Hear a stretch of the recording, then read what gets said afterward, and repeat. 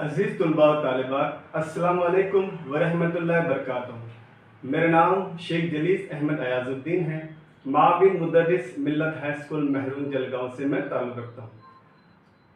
عزیز طلباء و طالبات، آپ نے کئی اصناف سخن کا مطالعہ کیا ہوگا، جس میں سے حمد، نعت، مرثیہ وغیرہ ہے۔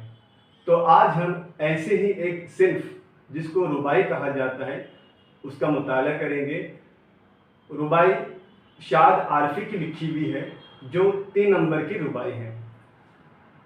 سب سے پہلے میں آپ کو رباعی کی تعریف بتا دیتا ہوں۔ 4 مصروں والی نظم کو رباعی کہا جاتا ہے، جس کا پہلا، دوسرا اور چوتھا مصرع ہم قافیہ ہوتا ہے۔ یہ ہو گئی رباعی کی تعریف۔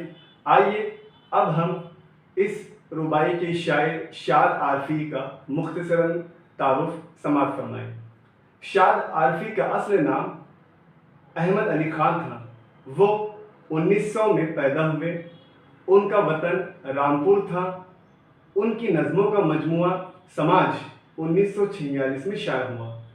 عزیز طلباء و طالبات، یہ شاعر کے تعلق سے مختصر معلومات تھی۔ اب اس رباعی کی بلند خوانیں ہوں گی۔ تمام طلباء آڈیو بغور سماعت فرمائیں۔ والسلام۔